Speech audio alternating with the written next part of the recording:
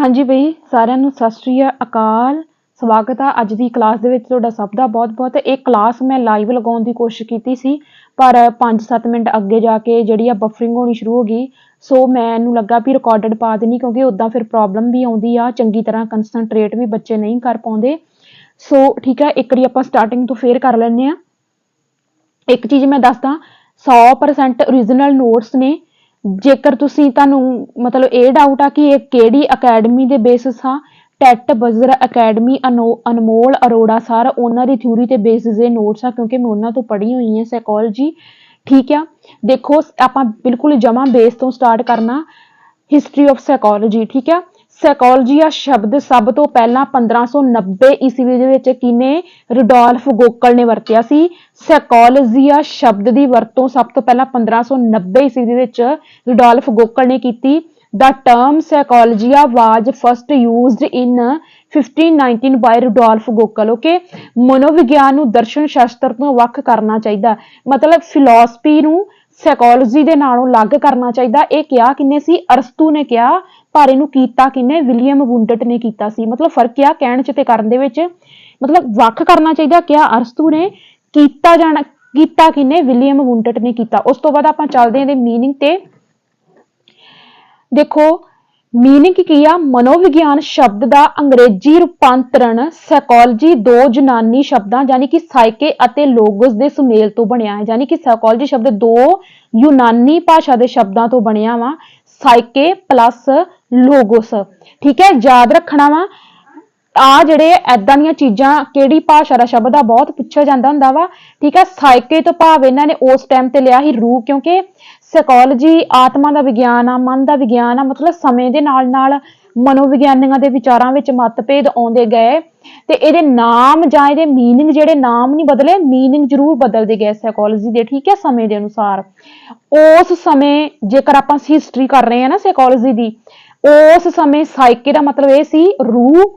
ਠੀਕ ਹੈ, ਸਾਡੀ ਆਤਮਾ, ਤੇ ਲੋਗੋਸ ਦਾ ਮਤਲਬ ਹੀ ਸਟੱਡੀ।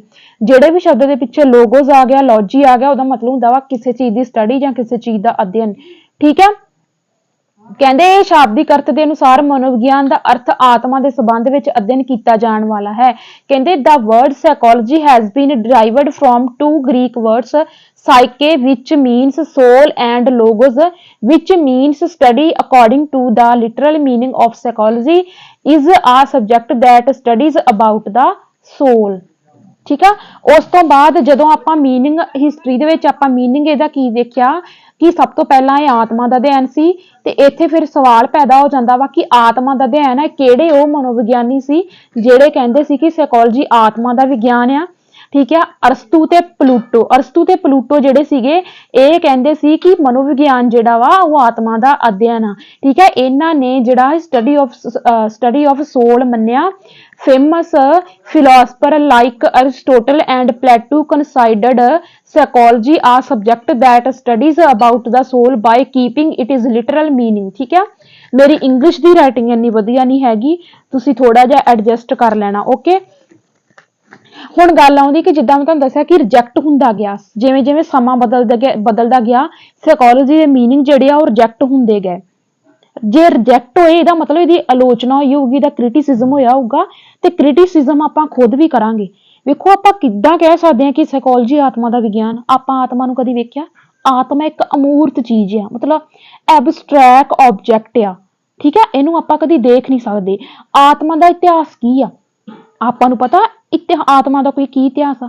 ਕੀ ਆਪਾਂ ਕਦੀ ਦੇਖਿਆ ਇਨਸਾਨ ਮਰਨ ਤੋਂ ਬਾਅਦ ਕਿੱਥੇ ਚਲ ਜਾਂਦਾ ਵਾ, ਕਿੱਥੇ ਨਹੀਂ? ਮਤਲਬ ਸਾਨੂੰ ਆਤਮਾ ਦਾ ਕੋਈ ਇਤਿਹਾਸ ਨਹੀਂ ਪਤਾ, ਨਾ ਹੀ ਅੱਜ ਤੱਕ ਕੋਈ ਆਤਮਾ ਦਾ ਇਤਿਹਾਸ ਦੱਸ ਸਕਿਆ।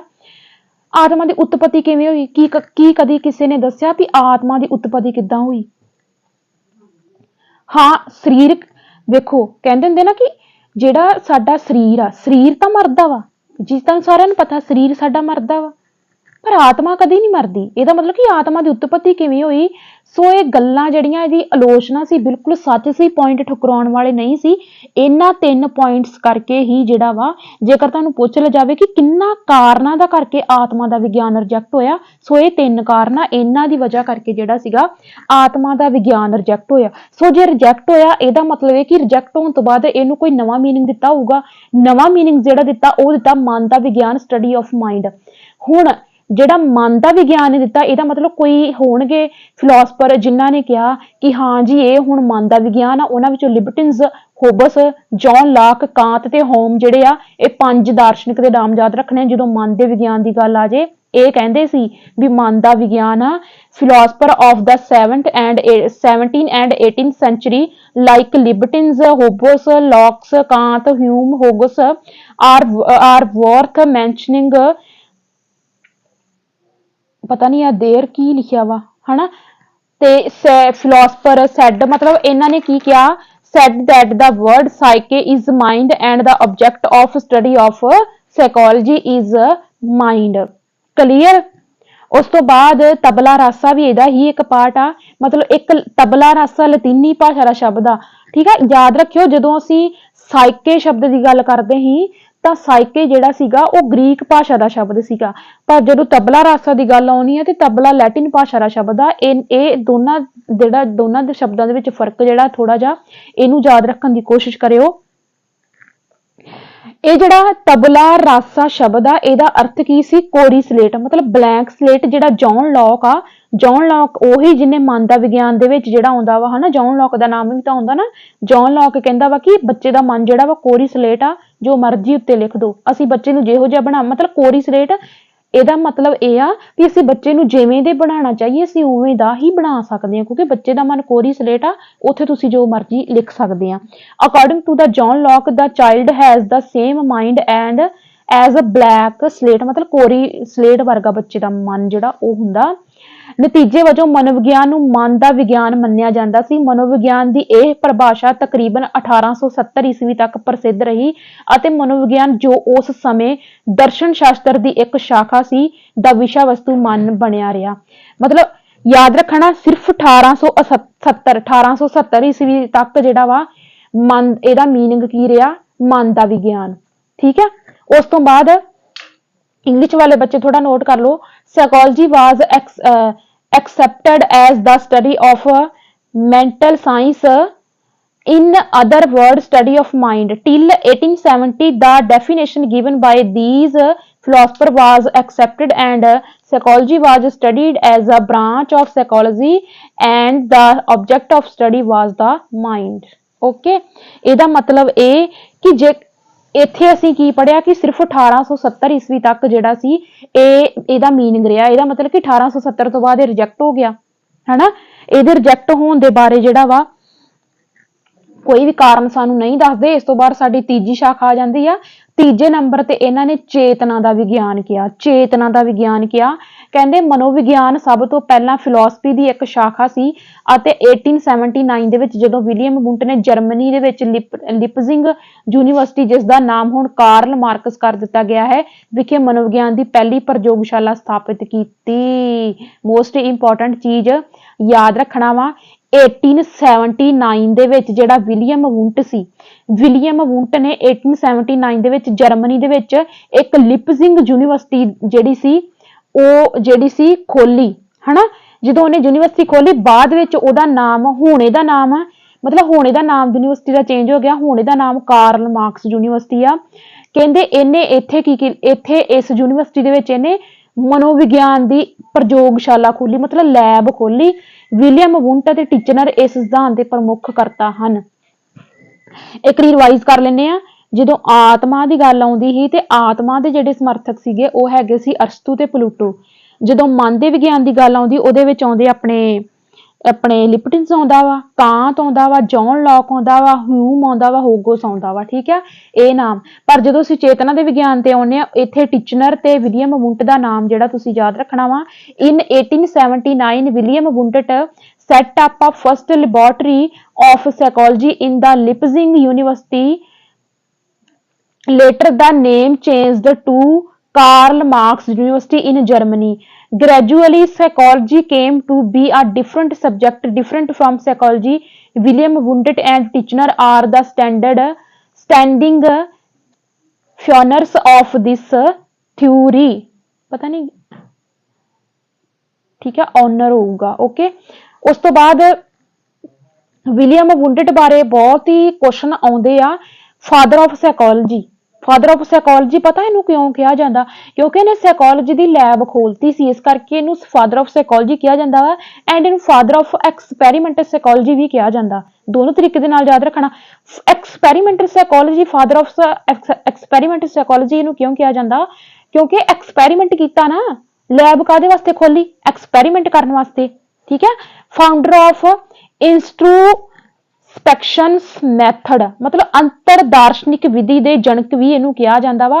आ तीनों जेडे शब्द आ इहदे बारे विलियम वुंटेड बारे जरूर याद रखने आ, ठीक है। इन्हां मनोविग्यानियां दे अनुसार मनोविज्ञान चेतन अनुभव जां तत्काली अनुभव दा अध्ययन करन दा विज्ञान है, ठीक है। उस तो बाद आ जांदा वा चेतन अनुभव जां तत्काली अनुभव दा अध्ययन दा भाव है संवेदना, कल्पना, प्रतिबिंब, भाव आदि मानसिक क्रियावां नाल, मतलब कि मानसिक क्रियावां साडियां संवेदना, साडी इमेजिनेशन, प्रतिबिंब, साडे मन दे विच आउण वाले विचार, भाव साडियां मानसिक क्रियावां दे नाल सी। ਇਹ ਚੀਜ਼ ਕਹਿੰਦੇ ਸੀ। ਵੁੰਟ ਦੇ ਅਨੁਸਾਰ ਸੰਵੇਦਨਾ ਨੂੰ ਚੇਤਨ ਅਨੁਭਵ ਦੇ ਵਸਤੂਨਿਸ਼ਟ ਅਤੇ ਤੱਤ ਅਤੇ ਭਾਵ ਚੇਤਨ ਅਨੁਭਵ ਦੇ ਵਿਅਕਤੀਗਤ ਤੱਤ ਕਿਹਾ ਜਾਂਦਾ ਹੈ, ਠੀਕ ਆ। ਚਲੋ ਇਹ ਲਾਈਨ ਤੁਸੀਂ ਨਾ ਹੀ ਯਾਦ ਰੱਖਿਓ, ਜੋ ਚੀਜ਼ ਯਾਦ ਰੱਖਣੀ ਉਹ ਜ਼ਰੂਰ ਹੀ ਯਾਦ ਰੱਖਣੀ ਜਿਹੜੀ ਚੀਜ਼ ਮੈਂ ਯਾਦ ਰੱਖਣ ਲਈ ਤੁਹਾਨੂੰ ਕਵਾਂ, ਠੀਕ ਹੈ। ਉਸ ਤੋਂ ਬਾਅਦ ਕੰਟਰੀਬਿਊਟਰ ਦਾ ਮਤਲਬ ਕਿ ਕਿਹੜੇ ਵਿਲੀਅਮ ਵੁੰਟ ਤੇ ਟਿਚਨਰ ਦੇ ਪੱਖ 'ਚ ਬੋਲੇ ਵੀ ਹਾਂ ਜੋ ਇਹ ਕਹਿ ਰਹੇ ਆ ਸਹੀ ਆ, ਜੇ ਇਹ ਕਹਿ ਰਹੇ ਆ ਵੀ ਚੇਤਨਾ ਦਾ ਵਿਗਿਆਨ ਆ ਤੇ ਹਾਂ ਸਹੀ ਆ, ਮਤਲਬ ਕਿਹੜੇ ਹੋਰ ਇਹਨਾਂ ਦੇ ਫੇਵਰ ਦੇ ਵਿੱਚ ਸੀਗੇ। ਵਿਲੀਅਮ ਜੇਮਸ, ਨਾਮ ਥੋੜੇ ਸੇਮ ਜਿਹੇ ਆ, ਬਸ ਥੋੜਾ ਜਿਹੜਾ ਇੰਨਾ ਕੁ ਡਿਫਰੈਂਸ ਜਿਹੜਾ ਤੁਸੀਂ ਯਾਦ ਰੱਖਣਾ। William James the book I C principal of psychology. ਜੇਕਰ ਕਿਹਾ ਜਾਵੇ, ਪੁੱਛਿਆ ਜਾਵੇ ਕਿ ਮਨੋਵਿਗਿਆਨ ਦੇ ਸਿਧਾਂਤ ਜਿਹੜੀ ਬੁੱਕ ਹੀ ਕਿਹਨੇ ਦਿੱਤੀ, ਜਿਹਦੇ ਵਿੱਚ ਇਹਨੇ ਮਨੋਵਿਗਿਆਨ ਦੇ ਸਿਧਾਂਤ ਲਿਖੇ, ਉਹ William James the book C, father of modern psychology. ਇਸੇ ਹੀ ਕਰਕੇ ਕਿਉਂਕਿ ਇਹਨੇ ਮਨੋਵਿਗਿਆਨ ਦੇ ਜਿਹੜੇ ਸਿਧਾਂਤ ਦੇ ਤੇ, ਇਸ ਕਰਕੇ ਵਿਲੀਅਮ ਜੇਮਸ ਨੂੰ ਕੀ ਕਿਹਾ ਜਾਂਦਾ ਵਾ, ਫਾਦਰ ਆਫ ਮਾਡਰਨ ਸਾਈਕੋਲੋਜੀ। ਉਸ ਤੋਂ ਬਾਅਦ ਸਟੇਨਲੇ ਹਾਲ ਦਾ ਨਾਮ ਯਾਦ ਰੱਖਣਾ ਵਾ। ਸਟੇਨਲੇ ਹਾਲ ਦੀ ਬੁੱਕ ਆਈ ਸੀ ਅਡੋਲਸੈਂਸ, ਮਤਲਬ ਕਿਸ਼ੋਰ ਅਵਸਥਾ ਦੇ ਬਾਰੇ ਜਿਹੜੀ ਇਹਨੇ ਬੁੱਕ ਲਿਖੀ ਸੀ। ਉਸ ਤੋਂ ਬਾਅਦ ਐਸਟੈਬਲਿਸ਼ ਆਫ APA, ਮਤਲਬ ਅਮਰੀਕਨ ਸਾਈਕੋਲੋਜੀਕਲ ਐਸੋਸੀਏਸ਼ਨ ਇਨ 1892, ਮਤਲਬ ਜਿਹੜਾ ਸਟੇਨਲੇ ਹਾਲ ਸੀ ਇਹਨੇ ਅਮਰੀਕਾ ਦੇ ਵਿੱਚ ਇੱਕ ਅਮਰੀਕਨ ਸਾਈਕੋਲੋਜੀਕਲ ਐਸੋਸੀਏਸ਼ਨ ਖੋਲੀ ਸੀ 1892 ਈਸਵੀ ਦੇ ਵਿੱਚ, ਠੀਕ ਹੈ। ਹੁਣ ਇਹਦਾ ਵੀ ਕ੍ਰਿਟਿਸਿਜ਼ਮ ਹੋਇਆ, ਠੀਕ ਹੈ, ਇਹਦਾ ਵੀ ਕ੍ਰਿਟਿਸਿਜ਼ਮ ਹੋਇਆ ਚੇਤਨਾ ਦਾ ਵਿਗਿਆਨ ਦਾ। ਕਹਿੰਦੇ ਇਸ ਪਰਿਭਾਸ਼ਾ ਵਿੱਚ ਕੇਵਲ ਚੇਤਨ ਧਾਰਨਾ ਦੇ ਅਧਿਐਨ ਤੇ ਜ਼ੋਰ ਦਿੱਤਾ ਗਿਆ, ਮਤਲਬ ਸਿਰਫ ਚੇਤਨਾ ਦਾ ਵਿਗਿਆਨ, ਚੇਤਨ ਧਾਰਨਾ, ਪਰ ਇੱਕ ਵਿਅਕਤੀ ਦੇ ਸਾਰੇ ਤਜਰਬੇ ਸੁਚੇਤ ਨਹੀਂ ਹੁੰਦੇ, ਜ਼ਿਆਦਾਤਰ ਤਜਰਬੇ ਚੇਤਨ ਹੁੰਦੇ ਹਨ। ਇਸ ਪਰਿਭਾਸ਼ਾ ਤੋਂ ਇਹ ਬਿਲਕੁਲ ਸਪਸ਼ਟ ਨਹੀਂ ਹੁੰਦਾ ਕਿ ਮਨੋਵਿਗਿਆਨ ਮਨ ਦੀਆਂ ਸਾਰੀਆਂ ਅਵਸਥਾਵਾਂ ਦਾ ਅਧਿਐਨ ਕਰਦਾ ਹੈ ਜਾਂ ਨਹੀਂ। ਮਤਲਬ ਪਤਾ ਇਹਦੀ ਆਲੋਚਨਾ ਕਿਉਂ ਹੋਈ, ਵੇਖੋ ਸਾਡੇ ਮਨ ਦੀਆਂ 3 ਅਵਸਥਾਵਾਂ, ਠੀਕ ਹੈ, 3 ਅਵਸਥਾਵਾਂ ਵਾ। ਵੇਖੋ ਸਾਡਾ ਮਨ ਜਿਹੜਾ ਵਾ ਕੌਨਸ਼ੀਅਸ ਆ, ਸਬ ਕੌਨਸ਼ੀਅਸ ਆ, ਅਨਕੌਨਸ਼ੀਅਸ ਮਾਈਂਡ ਆ। 3 ਤਰ੍ਹਾਂ ਦੀਆਂ ਸਾਡੇ ਮਨ ਦੀਆਂ ਜਿਹੜੀਆਂ ਵਾ ਕਹਿ ਲਓ ਵੀ ਕਿਸਮਾਂ ਆ, ਤੇ ਇਹਦੇ ਵਿੱਚ ਇਕੱਲੇ ਚੇਤਨ ਮਨ ਦੀ ਗੱਲ ਕੀਤੀ ਗਈ ਸੀ, ਇਸੇ ਕਰਕੇ ਇਹਨੂੰ ਰਿਜੈਕਟ ਕਰ ਦਿੱਤਾ ਗਿਆ। ਕਿਉਂਕਿ ਸਾਨੂੰ ਪਤਾ ਸਾਡਾ ਜਿਹੜਾ ਸਰੀਰ ਆ, ਮਨ ਆ, ਸੁੱਤੇ ਪਿਆ ਵੀ ਕੰਮ ਕਰਦਾ, ਸੁਪਨੇ ਆਉਂਦੇ ਆ, ਸਾਨੂੰ ਖਿਆਲਾਂ ਵਿੱਚ ਕਿਤੇ ਨਾ ਕਿਤੇ ਚਲ ਜਾਂਦੇ ਆ। ਸੋ ਅਸੀਂ ਏਦਾਂ ਕਿੱਦਾਂ ਕਹਿ ਸਕਦੇ ਹਾਂ ਕਿ ਇਹ ਇਕੱਲਾ ਚੇਤਨ ਮਨ ਦਾ ਅਧਿਐਨ ਕਰਦਾ, ਠੀਕ ਹੈ। ਕਹਿੰਦੇ ਵੇਖੋ ਕਿਉਂ, ਆ ਦੇਖੋ ਹੀ ਚੀਜ਼ ਆ ਗਈ ਜਿਹੜੀ ਮੈਂ ਤੁਹਾਨੂੰ ਇੱਥੇ ਸਮਝਾਤੀ। ਮਨ ਦੀਆਂ 3 ਅਵਸਥਾਵਾਂ, ਮੋਸਟ ਇੰਪੋਰਟੈਂਟ ਚੀਜ਼, ਇਹ ਮਨ ਦੀਆਂ 3 ਅਵਸਥਾਵਾਂ ਕਿਹਦੇ ਦੁਆਰਾ ਦਿੱਤੀਆਂ ਗਈਆਂ ਵਾ, ਸਿਗਮੰਡ ਫਰਾਇਡ ਦੁਆਰਾ ਦਿੱਤੀਆਂ ਗਈਆਂ ਵਾ। ਮਨ ਦੀਆਂ 3 ਅਵਸਥਾਵਾਂ ਸਿਗਮੰਡ ਫਰਾਇਡ ਨੇ ਦਿੱਤੀਆਂ ਵਾ। ਕੌਨਸ਼ੀਅਸ ਮਾਈਂਡ, ਚੇਤਨ ਮਨ, ਠੀਕ ਹੈ, ਯਾਨੀ ਕਿ ਸਾਡੇ ਦਿਮਾਗ ਦਾ 10ਵਾਂ ਹਿੱਸਾ। ਸਬ ਕੌਨਸ਼ੀਅਸ ਮਤਲਬ, ਕੌਨਸ਼ੀਅਸ ਮਤਲਬ 1/3, 10ਵੇਂ ਤੋਂ 1/3 ਹਿੱਸਾ ਸਬ ਕੌਨਸ਼ੀਅਸ ਮਾਈਂਡ, ਅਵਚੇਤਨ ਮਨ। ਅਨਕੌਨਸ਼ੀਅਸ ਮਾਈਂਡ ਮਤਲਬ 9ਵਾਂ ਹਿੱਸਾ, 10ਵੇਂ ਚੋਂ 9ਵਾਂ ਹਿੱਸਾ ਜਿਹੜਾ ਵਾ ਉਹ ਸਾਡਾ ਅਨਕੌਨਸ਼ੀਅਸ ਮਾਈਂਡ ਦਾ ਵਾ, ਠੀਕ ਆ। ਇਸੇ ਹੀ ਕਰਕੇ ਵੀ ਇੱਥੇ ਪਤਾ ਇਹ ਮਨ ਦਾ ਵਿਗਿਆਨ ਕਿਉਂ ਰਿਜੈਕਟ ਹੋਇਆ, ਇਕੱਲੇ ਚੇਤਨ ਮਨ। ਆ ਜਿਹੜੀ ਪਹਿਲੀ ਅਵਸਥਾ ਵਾ ਸਿਰਫ ਪਹਿਲੀ ਅਵਸਥਾ ਦੀ ਗੱਲ ਕਰਦਾ ਸੀ, ਆ ਦੂਜੀਆਂ ਅਵਸਥਾ ਦੀ ਗੱਲ ਹੀ ਨਹੀਂ ਸੀ ਕਰਦਾ, ਇਸੇ ਕਰਕੇ ਰਿਜੈਕਟ ਹੋ ਗਿਆ ਸੀ।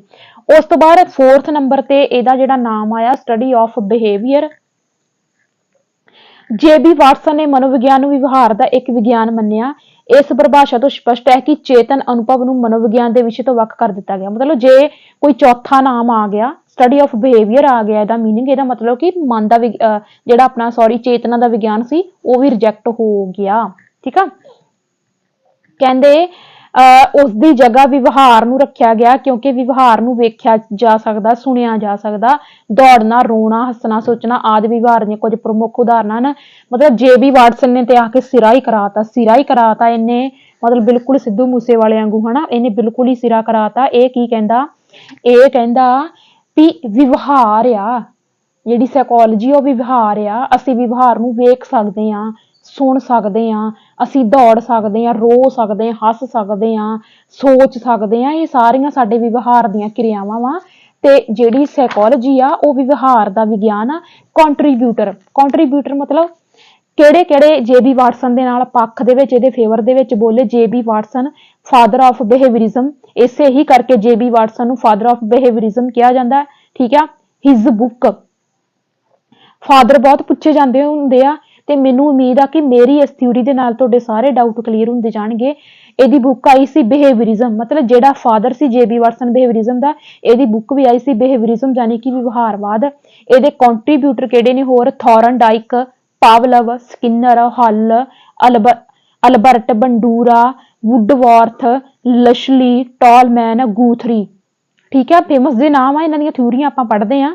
ਇਹ ਸੀ ਵਿਵਹਾਰ ਦੇ ਵਿਗਿਆਨ ਦੇ ਕੀ ਸਮਰਥਕ। ਕਹਿੰਦੇ ਅਕੋਰਡਿੰਗ ਟੂ RS ਵੁੱਡਵਰਥ ਦੇ ਅਨੁਸਾਰ ਸਭ ਤੋਂ ਪਹਿਲਾਂ ਮਨੋਵਿਗਿਆਨ ਨੇ ਆਪਣੀ ਆਤਮਾ ਨੂੰ ਤਿਆਗਿਆ, ਫਿਰ ਕਿਹਨੂੰ ਤਿਆਗਿਆ, ਮਨ ਨੂੰ ਤਿਆਗਿਆ, ਫਿਰ ਚੇਤਨਾ ਨੂੰ ਤਿਆਗਿਆ, ਤੇ ਹੁਣ ਮਨੋਵਿਗਿਆਨ ਕਿਹਨੂੰ ਅਪਣਾਉਂਦੀ ਆ, ਵਿਵਹਾਰ ਦੇ ਢੰਗ ਨੂੰ ਅਪਣਾਉਂਦੀ ਹੈ। ਇਹ ਡੈਫੀਨੇਸ਼ਨ ਕੀ ਆ, ਵੁੱਡਵਰਥ ਦੀ ਆ। ਇਸ ਚੀਜ਼ ਨੂੰ ਤੁਸੀਂ ਯਾਦ ਰੱਖਣਾ, ਇੰਗਲਿਸ਼ 'ਚ ਯਾਦ ਰੱਖਣਾ, ਇੰਗਲਿਸ਼ 'ਚ ਰੱਖ ਸਕਦੇ ਹੋ। Psychology lost its soul, then it's lost its mind, then lost its consciousness, it still has behavior of a sort, ਠੀਕ ਆ। ਉਸ ਤੋਂ ਬਾਅਦ ਸਾਡੀਆਂ ਬ੍ਰਾਂਚਸ ਆ ਜਾਂਦੀਆਂ ਵਾ, ਠੀਕ ਆ। ਬ੍ਰਾਂਚਸ ਜਿਹੜੀਆਂ ਵਾ ਇਹਨਾਂ ਨੂੰ ਆਪਾਂ ਕਰਾਂਗੇ ਅਗਲੀ ਵੀਡੀਓ ਦੇ ਵਿੱਚ, ਡੇਲੀ ਕਰਾਂਗੇ। ਇਹ ਜਿਹੜੀ ਵੀਡੀਓ ਡੇਲੀ ਆਇਆ ਕਰੂਗੀ, ਜੇ ਤਾਂ ਲਾਈਵ ਲੱਗ ਜਾ ਕਰੂਗੀ ਲਾਈਵ, ਠੀਕ ਹੈ। ਜੇ ਲਾਈਵ ਨਾ ਲੱਗਿਆ ਕਰੂਗੀ ਤੇ ਰਿਕਾਰਡਡ ਮਿਲ ਜਾ ਕਰੂਗੀ। ਹੁਣ ਤੱਕ ਸਾਈਕੋਲੋਜੀ ਸ਼ਬਦ ਕਿਹਨੇ ਵਰਤਿਆ, ਇਹਦਾ ਕੀ ਮੀਨਿੰਗ ਸੀ, ਠੀਕ ਆ। ਇਹਦੀਆਂ ਕਿਹੜੀਆਂ ਕੀ ਇਹਦੇ ਨਾਮ ਬਦਲੇ, ਤਬੂਲਾ ਰਾਸਾ ਕੀ ਸੀ, ਆਤਮਾ ਦਾ ਵਿਗਿਆਨ ਕਿਹਨੇ ਦਿੱਤਾ, ਕਿਹਦੇ ਇਹਦੇ ਸਮਰਥਕ, ਇਹਦੀ ਆਲੋਚਨਾ ਕਿਉਂ ਹੋਈ, ਮਨ ਦਾ ਵਿਗਿਆਨ ਕਿਵੇਂ ਆਇਆ, ਉਹਦੇ ਸਮਰਥਕ ਕੌਣ ਸੀ, ਉਹਦੀ ਆਲੋਚਨਾ ਕਿਉਂ ਹੋਈ, ਚੇਤਨਾ ਦਾ ਵਿਗਿਆਨ ਕਿਹਨੇ ਦਿੱਤਾ ਹਨਾ, ਚੇਤਨਾ ਦੇ ਵਿਗਿਆਨ ਦੀ ਆਲੋਚਨਾ ਕਿਉਂ ਹੋਈ, ਮਨ ਦੀਆਂ ਕਿਹੜੀਆਂ 3 ਅਵਸਥਾਵਾਂ ਵਾ, ਮਨ ਦੀਆਂ 3 ਅਵਸਥਾਵਾਂ ਕਿਹਨੇ ਦਿੱਤੀਆਂ, ਸਿਗਮੰਡ ਫਰਾਇਡ ਨੇ। ਇਹ ਸਾਰਾ ਕੁਝ ਜਿਹੜਾ ਵਾ ਇੱਥੋਂ ਤੱਕ ਤੁਹਾਨੂੰ PDF ਜਿਹੜੀ ਆ ਇੱਥੋਂ ਤੱਕ ਤੁਹਾਨੂੰ ਮਿਲ ਜਾਵੇਗੀ। ਟੈਲੀਗ੍ਰਾਮ ਚੈਨਲ ਤੇ ਮੈਂ ਜੋ ਵੀ ਥਿਊਰੀ ਕਲਾਸ 'ਚ ਕਰਵਾਉਣੀ ਆ ਉੱਥੇ ਟੈਲੀਗ੍ਰਾਮ ਤੇ ਮਿਲ ਜਾਂਦੀ ਆ। ਸੋ ਅਗਲੀ ਵੀਡੀਓ ਦੇ ਵਿੱਚ ਮਿਲਾਂਗੇ, ਉਹਦੇ ਵਿੱਚ ਕਰਾਂਗੇ ਆਪਾਂ ਬ੍ਰਾਂਚਸ ਆਫ ਸਾਈਕੋਲੋਜੀ, ਮਨੋਵਿਗਿਆਨ ਦੀਆਂ ਸ਼ਾਖਾਵਾਂ, ਠੀਕ ਹੈ। ਮਿਲਦੇ ਆਪਾਂ ਅਗਲੀ ਵੀਡੀਓ ਦੇ ਵਿੱਚ। ਸਤਿ ਸ਼੍ਰੀ ਅਕਾਲ ਸਾਰਿਆਂ ਨੂੰ।